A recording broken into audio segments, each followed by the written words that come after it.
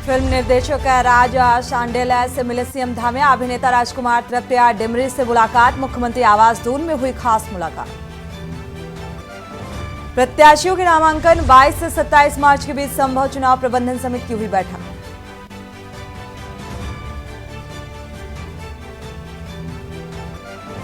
उत्तराखंड की 5 सीटों पर 19 अप्रैल को मतदान। 4 जून को आएंगे नतीजे। बीजेपी ने 5 तो कांग्रेस ने 3 प्रत्याशियों के नाम का किया ऐलान।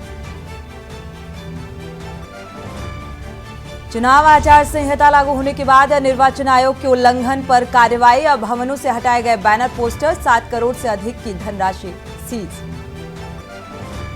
चर्चित रामपुर तिराहा कांड पर फैसले के बाद बोले सीएम धामी। कहा न्याय का इंतजार कर रहे पीड़ितों और परिजनों को मिले राहत।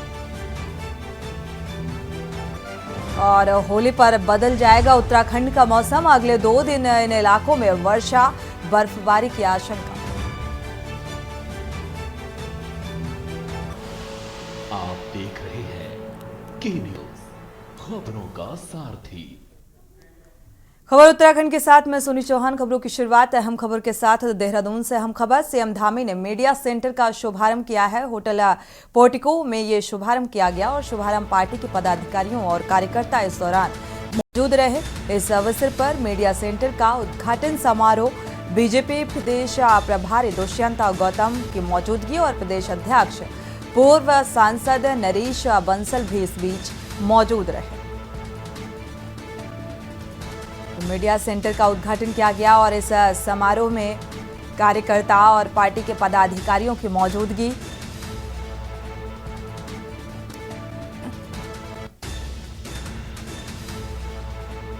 और इस मौके पर बीजेपी के प्रदेश प्रभारी दुष्यंत गौतम की भी मौजूदगी रही। प्रदेश अध्यक्ष पूर्व सांसद नरेश बंसल भी इस अवसर पर मौजूद रहे। तो शुभारंभ किया गया। सीएम धामी ने मीडिया सेंटर का शुभारंभ किया। तो फीता काटकर होटल पोर्टिको में ये शुभारंभ।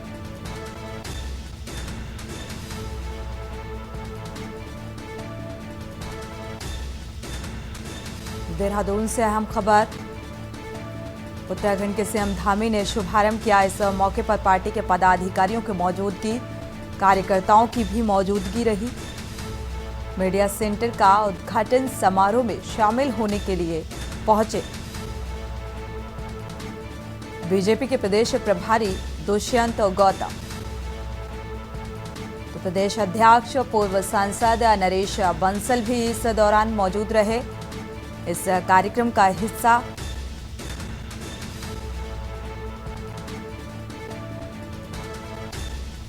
इस कार्यक्रम का आयोजन होटल पोर्टिको में किया गया और पार्टी के पदाधिकारियों की मौजूदगी के बीच उत्तराखंड के सीएम ने फीता काटकर मीडिया सेंटर का उद्घाटन किया।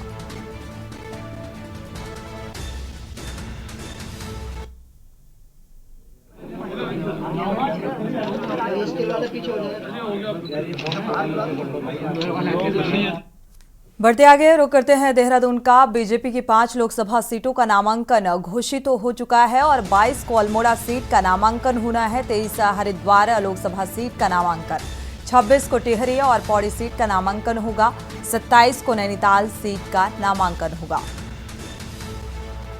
तो उत्तराखंड की 5 लोकसभा सीटों को लेकर कांग्रेस और बीजेपी ने अपने उम्मीदवारों का ऐलान कर दिया है। इसको लेकर नामांकन की प्रक्रिया की शुरुआत होगी। 22 को अल्मोड़ा सीट का नामांकन होगा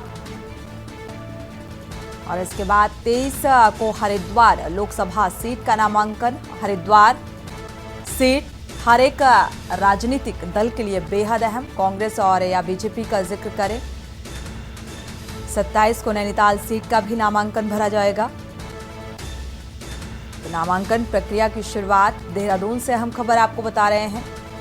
5 लोकसभा सीटों को लेकर नामांकन घोषित होंगे। 22 को अल्मोड़ा सीट का नामांकन और 23 को हरिद्वार लोकसभा सीट का नामांकन, 26 को टिहरी पौड़ी सीट का नामांकन और 22 को अल्मोड़ा सीट का नामांकन।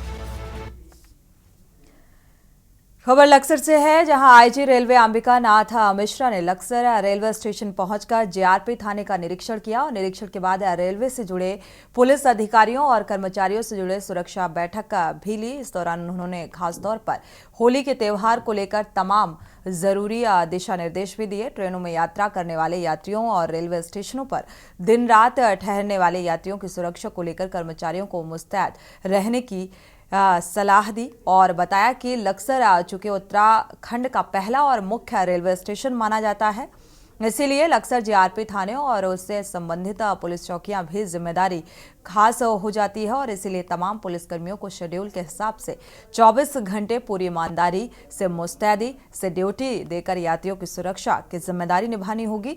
एसपी रेलवे, सीओ रेलवे सहित कई अधिकारी इस बीच मौजूद रहे।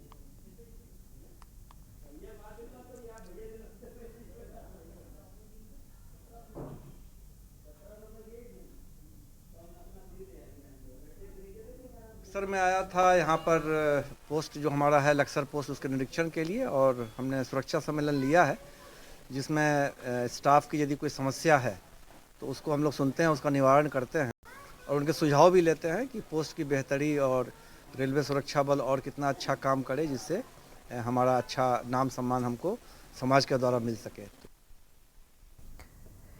बढ़ते आगे, मुख्यमंत्री पुष्कर सिंह धामी से मुख्यमंत्री आवास देहरादून में अभिनेता राजकुमार राव, अभिनेत्री तृप्ति डिमरी और निर्देशक राज सांडिल्य से मुलाकात हुई और मुख्यमंत्री के फिल्म से जुड़े सभी कलाकारों का स्वागत करते हुए कहा है कि उत्तराखंड में फिल्म शूटिंग के लिए बेहतर वातावरण बनाने के लिए सरकार निरंतर प्रयासरत है और इसके लिए राज्य के फिल्मकारों के अनुकूल प्रदेश में फिल्म नीति तैयार की गई है और प्रदेश में शूटिंग के लिए देश और दुनिया के तमाम अच्छे गंतव्य यहां पहुंचते हैं।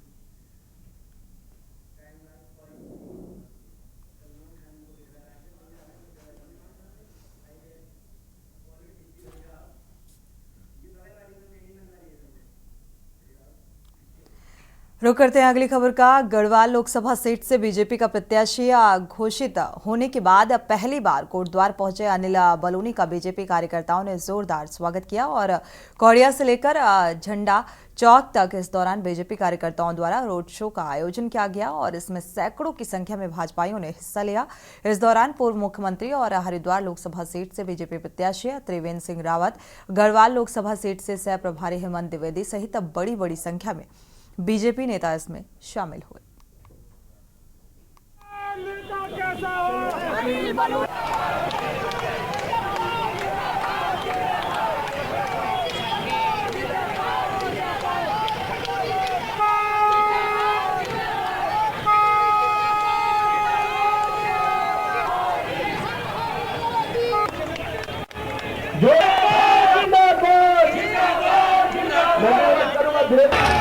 मैं राज्यसभा का सांसद बना, मैंने पहला काम मेरे मन में था सबसे पहले कुछ करूँ, शुरुआत कोटद्वार से करूँ और मैंने अपनी सांसद निधि से सबसे पहले कोटद्वार के लिए एक आईसीयू का गठन किया और आईसीयू का निर्माण करवाया। आप सब लोग जानते होंगे कि कोविड काल में उस आईसीयू का कितना उपयोग हुआ।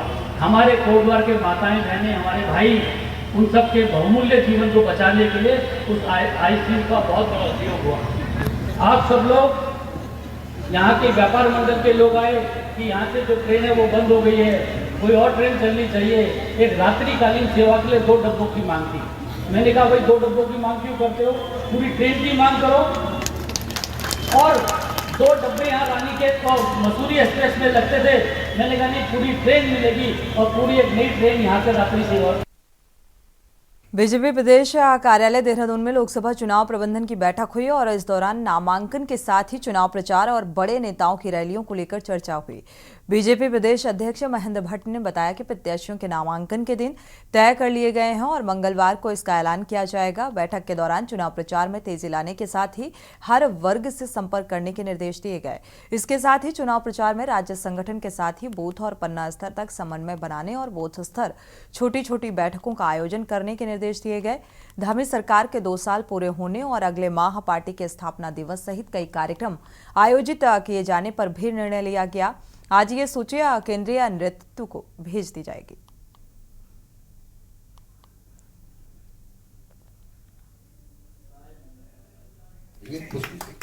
देखिए, हम बहुत आभारी हैं उत्तराखंड की देवतुल्य जनता का, माताओं बहनों का, बुजुर्गों का, नौजवान साथियों का, जिन्होंने उत्तराखंड के आम चुनाव में 2022 में हमारे प्रधानमंत्री आदरणीय नरेंद्र मोदी जी के नेतृत्व में, उनके मार्गदर्शन में हमारे उत्तराखंड के अंदर एक इतिहास बनाया, एक मिथक तोड़ा, एक परिपाटी बदली और सरकार में हमको लेकर आए। और जो भी हमने संकल्प उत्तराखंड की जनता के समक्ष रखे थे, उन सभी संकल्पों को हम आगे बढ़े हैं।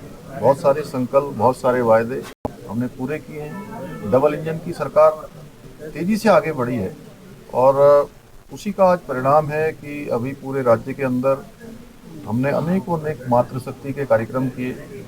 मातृशक्ति उत्सव हर जिले में हुए और उनमें हजारों हजार की संख्या में हमारी बहनों ने भाग लिया और राज्य सरकार का कहीं ना कहीं प्रोत्साहन किया, हमारी पार्टी का भी प्रोत्साहन कर रहे हैं। देखिए, आज हमारी चुनाव प्रबंधन टोली की बैठक थी और उस बैठक में हमने 3-4 प्रकार के कार्यक्रम तय किए। एक तो हमारे संगठनात्मक कार्यक्रम है, 6 अप्रैल को भारतीय जनता पार्टी स्थापना दिवस है, 14 अप्रैल को अम्बेडकर जी की जयंती है और 23 मार्च को माननीय हमारी सरकार के 2 वर्ष का कार्यकाल पूर्ण हो रहा है। उन कार्यक्रम की रचना हम बूथ स्तर तक किस रूप में बनाते हैं, उसकी हमने चर्चा की। सभी प्रत्याशियों की नामांकन तिथि तय हो चुकी है, वो हम कल प्रेस विज्ञप्ति के माध्यम से आप तक पहुंचाएंगे। माननीय मुख्यमंत्री सभी प्रत्याशियों के नामांकन में उपस्थित रहेंगे। केंद्रीय नेतृत्व भी कोई आएंगे, जिसकी जानकारी भी यथा समय हम आप सब तक पहुंचाएंगे। इसके साथ साथ अब हमारा मुख्य काम प्रदेश अध्यक्ष से लेकर बूथ अध्यक्ष पन्ना प्रमुख बनेगा।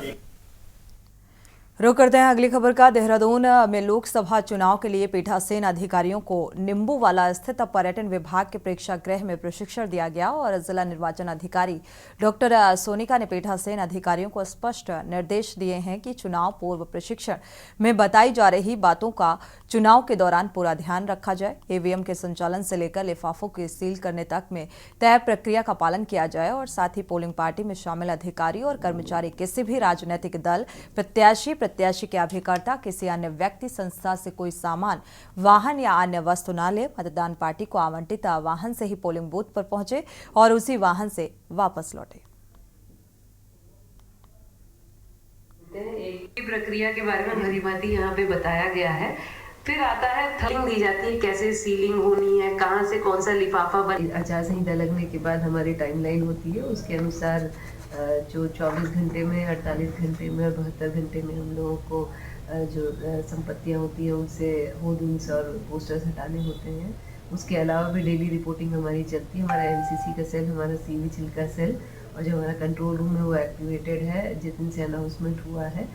और आज हमारे जो पोलिंग पार्टीज़ हैं, जो पोलिंग पर्सनल्स हैं, उनकी पहली ट्रेनिंग चल रही है गढ़ी कैंट में और वहाँ पे ईवीएम्स की हैंड्स ऑन ट्रेनिंग प्लस जो हमारे डिटेल किस तरह से पोलिंग बूथ पे इलेक्शन कराना है उसकी ट्रेनिंग दी जा रही है। बढ़ते आगे, संयुक्त मुख्य निर्वाचन अधिकारी नमामि बंसल ने सचिवालय देहरादून स्थित मीडिया सेंटर में आदर्श आचार संहिता एवं लॉ एंड ऑर्डर के संबंध में मीडिया कर्मियों के साथ प्रेस ब्रीफिंग की और संयुक्त मुख्य निर्वाचन अधिकारी ने बताया कि आदर्श आचार संहिता लागू होने के बाद प्रदेश के प्रत्येक जनपद में शराब और कैश सीजर की कार्रवाई लगातार गतिमान है और इसके साथ बीते 24 घंटे में लगभग 40,000 भवनों से पोस्टर बैनर हटाए गए। विदेश में 1 मार्च से 16 मार्च तक 7 करोड़ रुपए से अधिक की नगद धनराशि और अवैध शराब मादक पदार्थ को सीज किया गया है।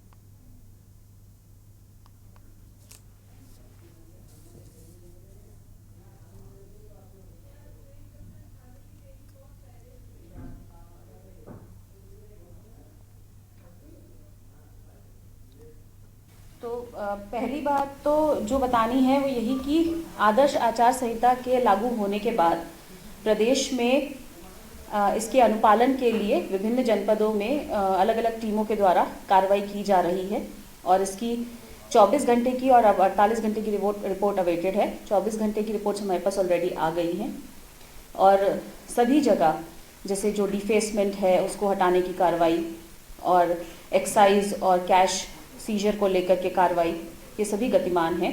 इसकी रिपोर्ट्स से हम अभी आपको अवगत करा देंगे और साथ ही साथ पॉलिटिकल पार्टीज के साथ भी सभी जनपद स्तर पर और यहाँ राज्य स्तर पर भी बैठकें आयोजित की जा चुकी हैं। बढ़ते आगे 2024 के लोकसभा चुनाव के पहले दूसरे दल के नेताओं का बीजेपी में शामिल होने का सिलसिला लगातार जारी है और आज कुमाऊं से यूथ कांग्रेस के कई सदस्यों ने बीजेपी की सदस्यता ली है। पार्टी कार्यालय में प्रदेश अध्यक्ष महेंद्र भट्ट ने उन सभी को बीजेपी का पट्टा पहनाकर पार्टी में शामिल किया और इस अवसर पर महेंद्र भट्ट ने कहा कि मोदी जी के नाम पर लोग बीजेपी में शामिल हो रहे हैं क्योंकि जनता का उन पर भारी दबाव है। साथ ही उन्होंने कांग्रेस विधायक राजेंद्र भंडारी को बीजेपी को शामिल न होने पर कहा कि बीजेपी में शामिल होने से पौड़ी लोकसभा में कांग्रेस मुक्त लोकसभा हो गई है और इसके साथ ही कांग्रेस के विधायकों से भी बीजेपी में शामिल होने की अपील की गई।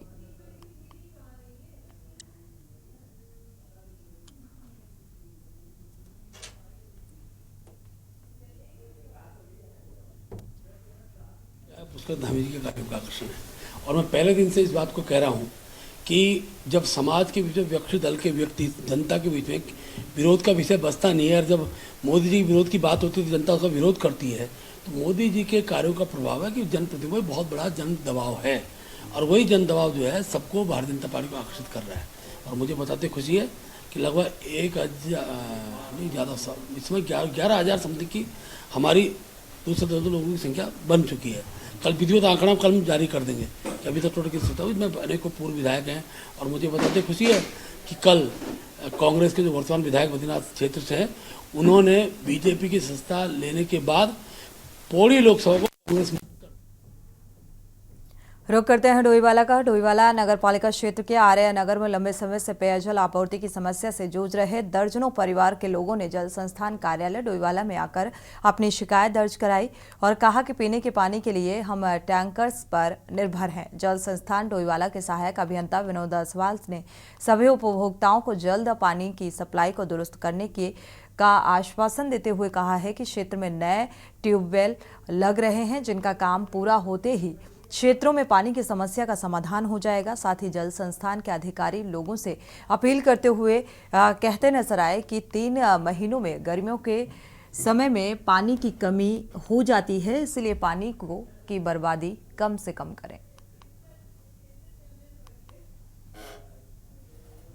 ये क्षेत्र है वार्ड नंबर 3 जो है ये लाभान्वित होता है बैल मंडी ट्यूबवेल से और वर्तमान में जो है बैल मंडी से लेकर हरिद्वार रोड तक की जो बसावट है वहाँ पे काफ़ी मात्रा में जनसंख्या में अप्रत्याशित वृद्धि हुई है, जिस कारण जो बैल मंडी से ट्यूबवेल था उसका जो वहाँ का जो पानी का प्रोडक्शन है उसके लिए पर्याप्त नहीं हो पा रहा है, तो जिसको विभाग ने संज्ञान में लिया और आर्य नगर के लोनावाला क्षेत्र में जो है नई नलकूप का अधिष्ठापन किया है, जिसमें कि बोरिंग का काम कंप्लीट होने के उपरांत जो है पंप ग्रह का कार्य पूर्ण हो गया है और विद्युत संयोजन हेतु विद्युत विभाग को सूचित कर दिया गया है। और हमारा प्रयास रहेगा कि जो हमारा ग्रीष्मकाल के जो महीने हैं मई जून के ये इससे पहले ही हम लोग अप्रैल में जो है इसको संचालित कर देंगे, जिससे इस क्षेत्र की समस्याओं का पेयजल समस्याओं का निराकरण हो जाएगा। और मैं यहाँ भाने वाले से आ रही हूँ 7 नंबर गली। हमारे यहाँ पानी मतलब 1 साल से बिल्कुल पानी नहीं आ रहा और हम यहाँ आके थक गए। एप्लीकेशन भी हमने दे रखी है, ये कहते हैं कि कभी कहते हैं कि 1 महीना, कभी कहते हैं कि 2 महीना। बिल्कुल हमारे यहाँ बिल्कुल भी पानी टैंकर भी लाते तो तब लाते जब हम कई बार यहाँ फ़ोन करते हैं, वैसे वो टैंकर नहीं लाते हमारे यहाँ। बहुत दिक्कतें होती हैं, बहुत दिक्कत हो रही है हमारे यहाँ। पानी बिल्कुल पीने तक का पानी नहीं। हम जो कपड़े कुछ भी है तो हम बड़े नहर पर जाते तब जाके वहाँ पर कपड़े धुलते हैं। चुनाव की घोषणा के बाद से सरगर्मियां तेज हो चुकी हैं। वृंदावन से रुड़की पहुंचे स्वामी सदगुरु श्री अरितेश्वर महाराज ने कहा है कि बीजेपी की सरकार देश में तीसरी बार बनने जा रही है और इसका मुझे पूर्ण विश्वास है। उन्होंने कहा कि जो चीजें हमने खो दी थी वो प्राचीन संस्कृति हमारे पास वापस आएगी। भारत विश्व गुरु कब बनेगा ये तो पता नहीं, लेकिन यदि प्रयास जारी रहेगा तो कहीं फिसले नहीं तो निश्चित भारत सनातन संस्कृति का झंडा जरूर लहराएगा। उन्होंने कहा कि भारत विश्व गुरु बनेगा तो 8 अरब लोग खुश होंगे और इसलिए भारत का विश्व गुरु बनना जरूरी है और जल्द बन जाएगा।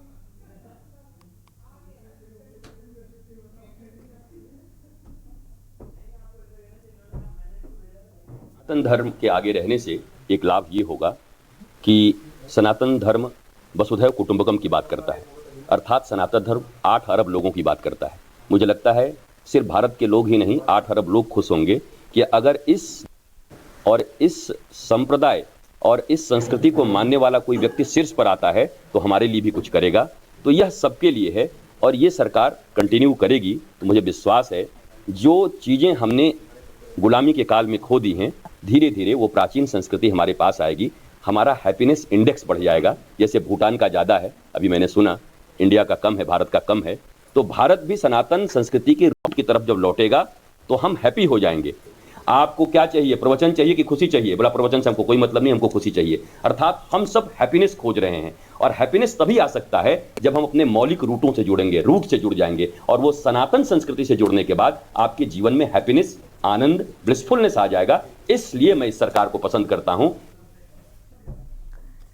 उत्तराखंड की खबरों के बीच कन्नौज से खबर सामने आ रही है। कन्नौज से अहम खबर आपको बता दें, सदर क्षेत्र के मंडी समिति के सामने चेकिंग अभियान की शुरुआत की गई है। चेकिंग अभियान चलाया गया। यातायात प्रभारी आफाक खान ने हेलमेट के फायदे बताए और यातायात नियमों का पालन करने का जिक्र। नियम तोड़ने वालों के खिलाफ सख्त कार्रवाई की जाएगी। हादसों को लेकर एसपी ने शुरू कराया ये विशेष अभियान। कन्नौज से अहम खबर सामने आ रही है। हादसों को देखते हुए यातायात पुलिस का ये अभियान शुरू किया गया है। हेलमेट ना पहनने वालों पर सख्त हुई ट्रैफिक पुलिस।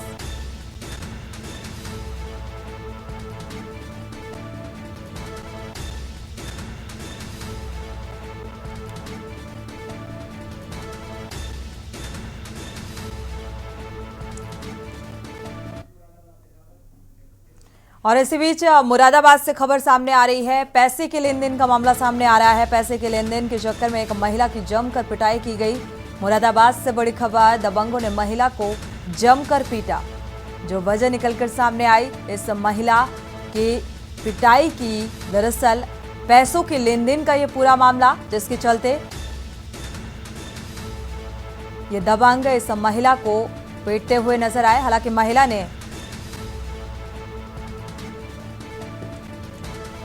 ने शिकायत भी की है थाने जाकर। ठेकेदार पर मारपीट करने का आरोप लगाया है। मारपीट की घटना का पुलिस ने फिलहाल संज्ञान लिया है। तो आगे क्या कुछ कार्रवाई ठेकेदार के खिलाफ होती है।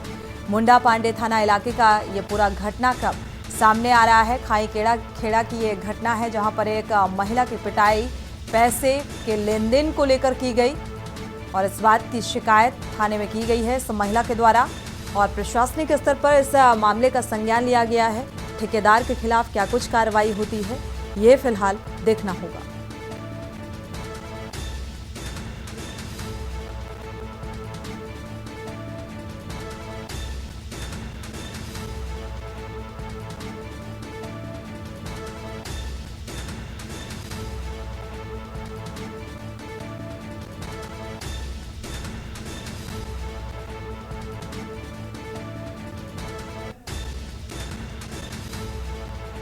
तो महिला की पिटाई पैसों के लेन देन के चक्कर में की गई है।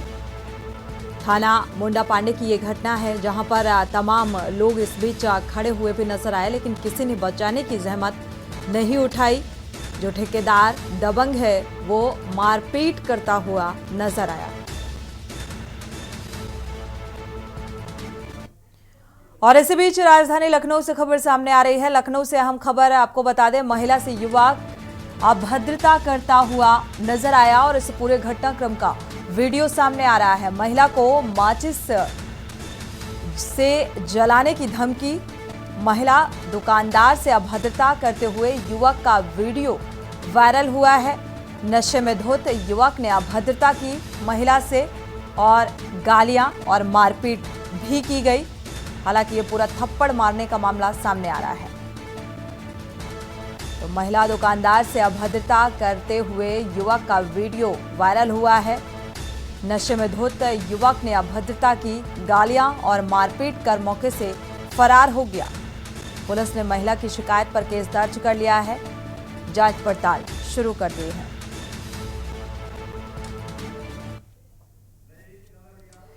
और इसी बीच बरेली से खबर सामने आ रही है। बरेली से अहम खबर आपको बता दें, तेज रफ्तार का कहर देखने को मिला है। रायबरेली से खबर, दो बाइकों की आमने सामने टक्कर हुई है। आमने सामने भिड़ंत, जोरदार टक्कर लगने से 5 लोग जख्मी हुए हैं।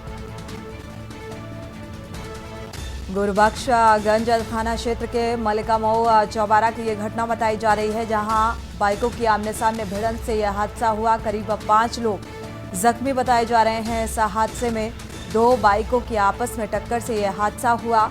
रायबरेली से अहम खबर,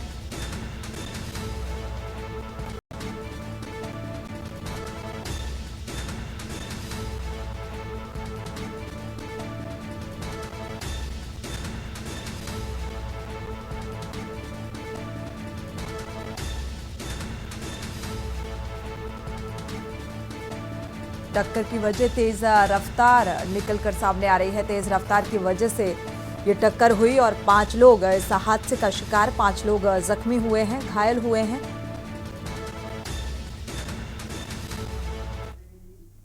और इसी बीच बरेली से खबर सामने आ रही है। बरेली से अहम खबर आपको बता दें, तौकीर रजा मामले में आज सुनवाई हुई है।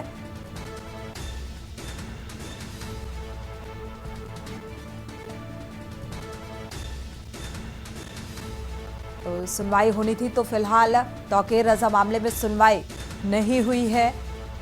दंगे के अन्य आरोपी ने कोर्ट बदलने की अर्जी लगाई है, तो इसके चलते सुनवाई पर रोक। दंगे के अन्य आरोपी ने कोर्ट बदलने की अर्जी लगाई है।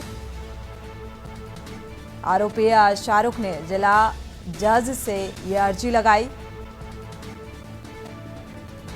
और फाइल तलब की गई है। जिला जज ने सुनवाई के लिए फाइल तलब की, तो फाइल तलब करने की वजह से सुनवाई पर रोक लगी है।